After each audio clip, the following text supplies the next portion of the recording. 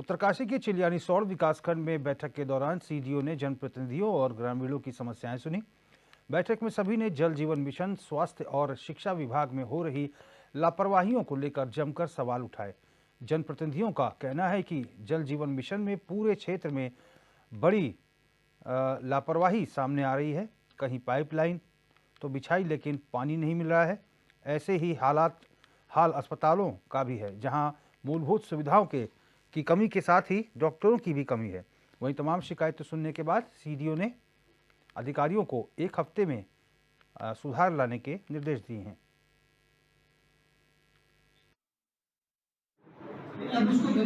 पंचायत की एक व्यवस्था है हमारे संविधान 73 में भी कि बाकायदा पंचायत स्तर पर, विकासखंड स्तर पर और जनपद स्तर पर इन बैठकों का दौर होता है। और उसी क्रम में इस बैठक का एजेंडा हुआ है और आज एक सफल बीडीसी की बैठक हुई है। हमारे मुख्य विकास अधिकारी जी, ऑनलाइन के माध्यम से जिलाधिकारी जी और तमाम जनप्रतिनिधियाँ उपस्थित रहे। प्रधानगण, क्षेत्र पंचायत, जिला पंचायत, सब ने अपने क्षेत्र की जो समस्या उठाई है और जो पंचायती व्यवस्था के हिसाब से अधिकारियों को जो निर्देश हैं उस हिसाब से वो अपने कार्य को करेंगे।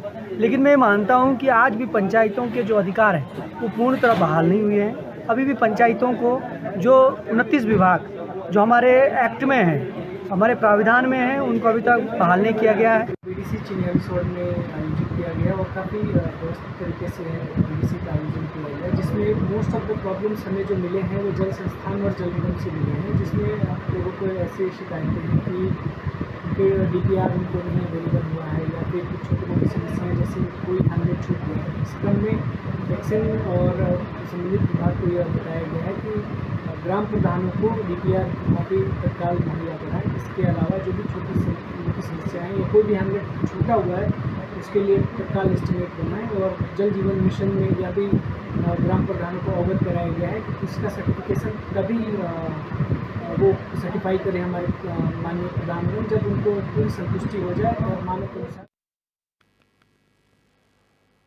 हरिद्वार से शराब की तस्करी करने और बिक्री करने का एक वीडियो सोशल मीडिया पर जमकर वायरल हो रहा है, जिसमें एक व्यक्ति खुद शराब की चलती फिरती दुकान बना हुआ है। हालांकि पुलिस ने इस व्यक्ति को गिरफ्तार कर लिया है। बताया गया है कि व्यक्ति ने अपनी शर्ट के अंदर ही शराब के 48 पौवे छुपाए हुए थे, जिसे वो प्रतिबंधित क्षेत्र खासकर हर की पैड़ी क्षेत्र में घूम घूम कर लोगों को बेचा करता था।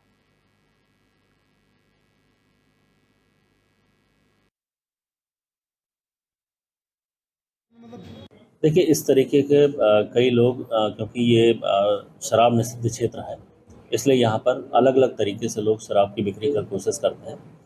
बार-बार पुलिस के द्वारा इनको पकड़ा भी जाता रहा है। अभी एक वीडियो जो आप जिस संबंध में आप वायरल बता रहे हैं, वो एक व्यक्ति अपने शरीर में पूरी 48 पौवे लेके घूम रहा है। उसको पुलिस ने उसको पकड़ा था, क्योंकि पूर्व में भी उसके इतिहास के बारे में हम लोगों ने जानकारी प्राप्त की थी।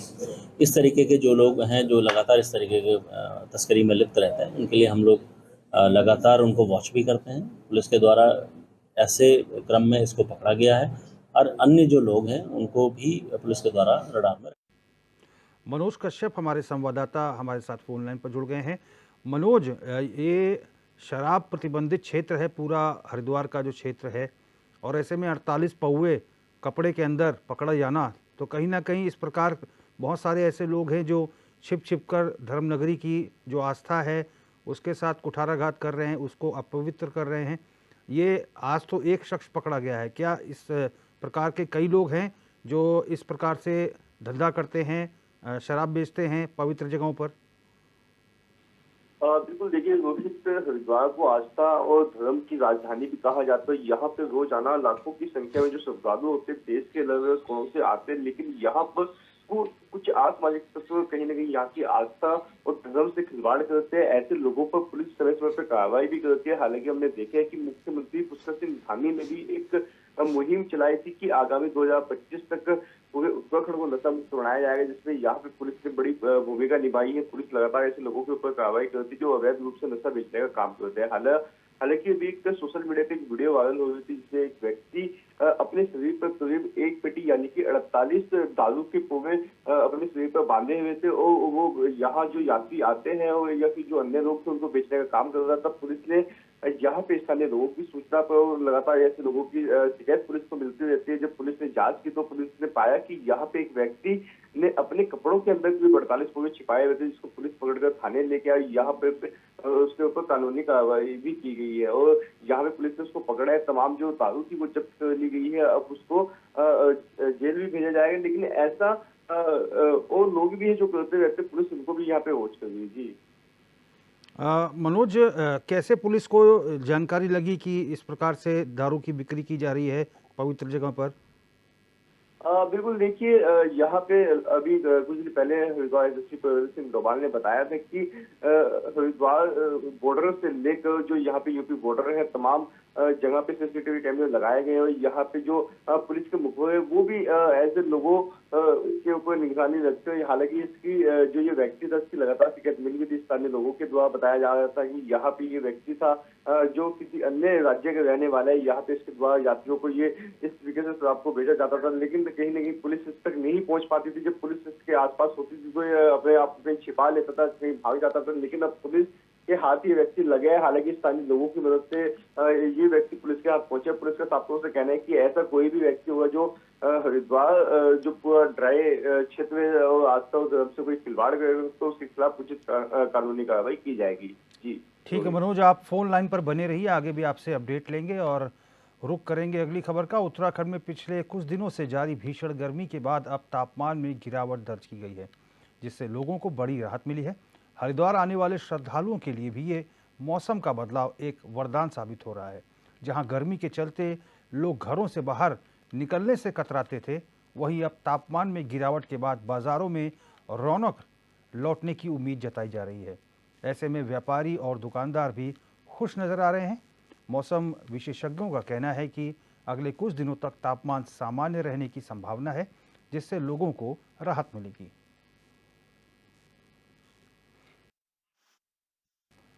और मनोज कश्यप लगातार फोन लाइन पर बने हुए हैं। मनोज, बड़ी अच्छी बात है क्योंकि इस बार गर्मी ने सबको बेहाल कर दिया था। ये चुभती गर्मी और प्रचंड गर्मी जो है मुसीबत बन गई थी सभी के लिए, चाहे वो इंसान हो चाहे पशु पक्षी हो। लेकिन अब ये बरसात जो है वरदान बन के साबित हुई है। हरिद्वार में कैसा मौसम है और लोग कितना खुश है मौसम के मिजाज को लेकर? बिल्कुल देखिए रोहित, हमने देखा है कि लगातार जिस तरीके से भीषण गर्मी पड़ रही थी, यहाँ पे जो उत्तर प्रदेश, दिल्ली और अन्य जो राज्य के लोग थे वो कहीं ना कहीं उत्तराखंड का रुख कर रहे थे, क्योंकि यहाँ पे तापमान में थोड़ी सी गिरावट होती है, लेकिन भीषण गर्मी के कारण यहाँ भी जो है तापमान इतना बढ़ा हुआ। तो यात्री जो हरिद्वार पहुंचे थे उनको काफी दिक्कत परेशानियों का सामना करना पड़ रहा था जाम और गर्मी के कारण।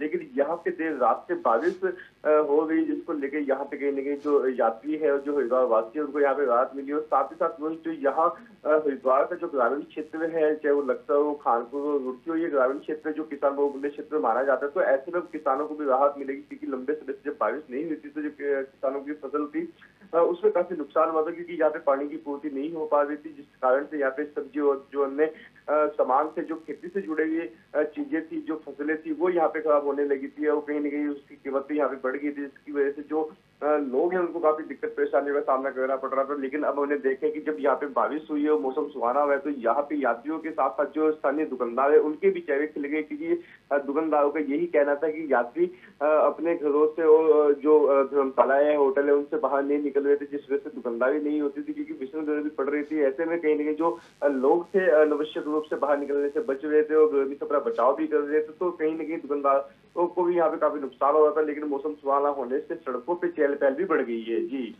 मनोज, एक सवाल है कि बड़ा महत्वपूर्ण है, क्योंकि हमने देखा है कि जब बरसात होती है तो हर की पैड़ी या फिर अन्य जगहों पर गंगा स्नान करने में आस्था तो रहती है, साथ ही बड़ा ही रोमांचक दृश्य भी होता है कि बरसात भी हो रही है, गंगा स्नान भी कर रहे हैं।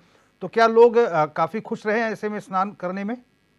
बिल्कुल देखिए, काफी अच्छी बात ये हो जाती है कि जब मौसम होता है, बारिश होती है, वैसे में हरिद्वार और हरकी पौड़ी जो श्रद्धालु आते हैं गंगा स्नान करते हैं, ऊपर से बारिश होती है और नीचे से जो है यहाँ पे हरकी पौड़ी पर जब लोग स्नान करते हैं, तो कहीं ना कहीं जो मौसम होता है एक बड़ा सुहाना मौसम ऐसा हो जाता है। तो कहीं ना कहीं ऐसे में यात्री ज्यादा से ज्यादा संख्या में जो है हरकी पौड़ी पर पहुंचकर गंगा स्नान करते हैं। और देखिए सबसे बड़ी बात ये होती है कि चाहे मौसम जितना ज्यादा खराब हो जाए, बारिश हो जाए, लेकिन यहाँ पे जो गंगा आरती का समय होता है वो बिल्कुल निर्धारित होता है। होता है, गंगा आरती की जाती है। तो ऐसे में कहीं ना कहीं जो श्रद्धालु होते हैं वो भी अधिक संख्या में इस गंगा आरती में शामिल होने के लिए आते हैं, जिससे कहीं ना कहीं जो व्यापारी होते हैं उनका भी यहाँ पे मुनाफा होता है। जब यात्री पहुंचते हैं तो यहाँ पे जो खाने पीने की वस्तु होती है, जो बच्चों के खिलौने होते हैं वो बिकने लगते हैं। यहाँ पे व्यापारियों के अंदर भी काफी खुशी देखी जा रही है, क्योंकि लंबे समय से बारिश नहीं हुई थी। मौसम की वजह से जिस तरीके से गर्मी लगातार बढ़ रही थी, हमने देखा कि यहाँ पे जब गंगा दशहरा का स्नान था तो कहीं किलोमीटर लंबा जाम हाईवे पर लगा था, जिस वजह से यहाँ पे जो गाड़ी थी उनमें भी काफी दिक्कतें आई थी।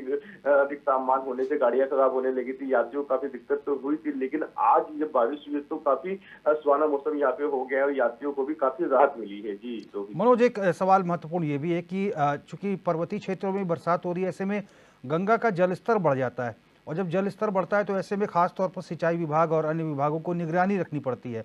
इस बार पहले से कितना मुस्तैद दिखाई दे रहे हैं ये विभाग? बिल्कुल, देखिए मानसून आने से पहले जो यहाँ पे जो तमाम जो विभाग थे वो अपनी अपनी तैयारी में जुड़े हुए थे। हमने देखा कि लगातार ही जो यहाँ पे नगर निगम की टीम थी और आपदा प्रबंधन की जो टीम थी उनको साफ तौर से आदेश दिया गया था कि तमाम जो यहाँ पे जो नाले हैं, नाली है, और जहाँ सबसे अधिक जल बहाव की समस्या होती है तो उन नालों की साफ सफाई की जाए। कहीं ना कहीं जिस तरीके से अक्सर हमने देखे कि लक्सर क्षेत्र में कहीं ना कहीं जब अधिक बरसात होती है, पर्वतीय क्षेत्रों में जब बरसात होती है तो यहाँ पे बाढ़ की स्थिति हो जाती है। तो ऐसे में जो तमाम जो यहाँ पे बाढ़ चौकी है वो भी दुरुस्त कर दी गई थी पहले से। और यहाँ पे हमने देखा है कि पिछले वर्ष की भांति इस बार भी जब मानसून थोड़ा सा लेट पहुंचा है, लेकिन कहीं नहीं जो यहाँ पे बाढ़ प्रबंधित जो क्षेत्र में उनको यहाँ पे बाढ़ चौकी वहाँ पे बनाई गई है, और तमाम जो एचडीएफ की जो टीम है उनको यहाँ पे तैयार किया गया है कि किसी तरह की दिक्कत ना हो किसी भी ग्रामवासी को, यात्रियों को। खासतौर से मैंने देखा है कि जब पर्वतीय क्षेत्र में अधिक बारिश होती है तो कहीं ना कहीं जो गंगा का जल स्तर होता है वो बढ़ जाता है। तो ऐसे में जो यात्री होते हैं जब वो हरकी पौड़ी पे स्नान कर रहे होते हैं तो कहीं ना कहीं डूबने जैसी स्थिति कहीं हो जाती है। लेकिन ऐसे में जो पुलिस प्रशासन है वो पहले से तैयार है, और यहाँ पे घाटों के आसपास जो जल पुलिस होती है उनका पहरा होता है, और यहाँ पे जल पुलिस लगातार ही घाटों पे गश्त भी करती रहती है। जी ठीक है मनोज, बहुत बहुत धन्यवाद तमाम जानकारी देने के लिए। कानपुर राधे राधे इस्पात कंपनी सिग्मा के मालिक को डीजीजीआई ने छापेमारी के बाद अरेस्ट कर लिया है। लखनऊ टीम ने छापेमारी कर कंपनी के डायरेक्टर को 52 करोड़ रुपए की टैक्स चोरी के मामले में गिरफ्तार किया है। टीम ने कंपनी के डायरेक्टर नवीन जैन को गिरफ्तार कर स्पेशल सीजीएम की कोर्ट में पेश किया। कोर्ट में उन्हें 9 जुलाई तक न्यायिक हिरासत में जेल भेज दिया गया है। नवीन जैन कुल 8 कंपनी के डायरेक्टर हैं। नवीन जैन ने अपना ऑफिस बेहद गोपनीय तरीके से बनाया है। यहाँ हर तरफ सीसीटीवी कैमरे लगे हुए हैं।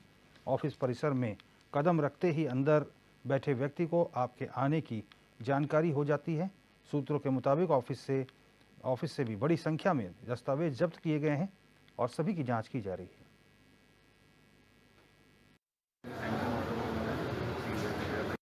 ये यूनियन ऑफ इंडिया की तरफ से केस दाखिल किया गया है डीजीजीआई लखनऊ की तरफ से। इसमें डीजीजीआई लखनऊ की टीम ने श्री राधे राधे इस्पात लिमिटेड के डायरेक्टर नवीन जैन के यहाँ अपनी रेड डाला था। इसमें विपक्ष की तरफ से, अक्यूज की तरफ से इसमें बहस करी गई कि इसमें क्योंकि 5 साल तक की सजा का प्रावधान है इसलिए इनका रिमांड कैंसिल करा जाए। लेकिन माननीय न्यायालय ने दोनों पक्षों को सुनने के बाद अभियोजन पक्ष का रिमांड का प्रार्थना पत्र स्वीकार किया। बेसिकली इसमें 344 करोड़ रुपए का टैक्स का इनका दस्तावेजी हेरफेर हुआ है। उसमें 52 करोड़ रुपए की टैक्स की चोरी इसमें प्राइमा फेसी भी पाई गई है। ये राधे राधे इस्पात प्राइवेट लिमिटेड के नाम से कामधेनु सरिया बनाते थे।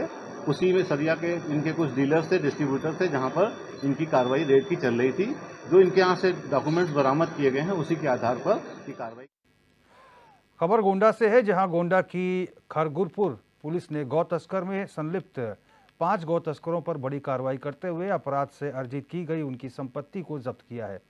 5 अपराधियों की कुल मिलाकर 45,29,829 रुपए के पक्के मकान की संपत्ति को जब्त किया गया है।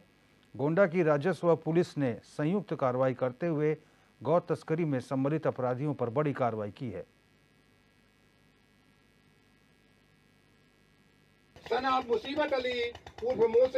आज दिनांक 26 जून 2024 को श्रीमान पुलिस अधीक्षक महोदय गोंडा के द्वारा अपराध एवं अपराधियों के विरुद्ध चलाए जा रहे अभियान के क्रम में गोकशी अपराध में संलिप्त 5 गैंगस्टर यूनुस, सरदार कुरैशी, जुमई, चुन्ना उर्फ प्लास्टिक उर्फ जाकिर एवं अख्तर आलम द्वारा अपने आपराधिक कृत्यों से अर्जित किए गए रुपयों से बनाए गए मकानों को धारा 14(1) गिरोहबंद अधिनियम के अंतर्गत जिलाधिकारी महोदय गोंडा के आदेश के क्रम में थाना खरगोपुर पुलिस, CO सिटी एवं SDM सदर द्वारा जब्ती करने की कार्रवाई करते हुए सीज किया गया है।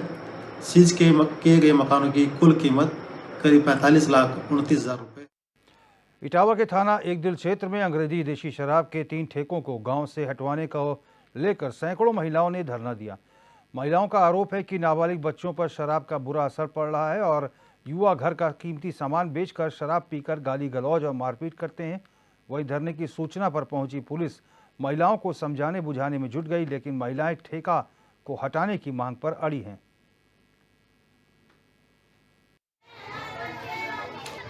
महिलाएं इन पर परेशान है, महिलाएं नहीं बल्कि सभी छोटे छोटे बच्चों को भविष्य अंधकार में डूब रहा है। और यहाँ पे जहाँ ठेका चल रहा है, यहाँ पे काली को मंदिर, अस्पताल, स्कूल और बड़े स्कूल, डिग्री कॉलेज। मंदिर की ठेका से कितनी दूर आई होगी? ज़्यादा ज़्यादा 5 मीटर हो जाता, ज़्यादा दूर नहीं है, कम हो जाएगा, कम हो जाएगा। ठीक है, बताया जा रहा है कि दारू से कुछ तालाब में। हाँ, ये तो घटना है। एक लड़का खत्म होएगा 2-3 दिन पहले, एक कल डूब गए हुए है, भाई निकाल लोगे, जानकारी होगी। हाँ, एक कल एक दारू पी के भाई बचा लिया। जब इनकी समस्या है उनको समाधान किया जाएगा। जिस तरह से समस्या है उनका कहना है कि भीड़ चेक का समस्या हो जाती है। आप लोग सब समस्या ही है, पूरी पंचायत हमारी दुखी है। इनकी समस्या यह है कि ये बताया कि यहाँ भीड़ भाड़ ज़्यादा हो जाती है, इस वजह से छेड़खानी वगैरह इस तरह का जो है, तो ये समस्या है, इनका समाधान किया जाएगा।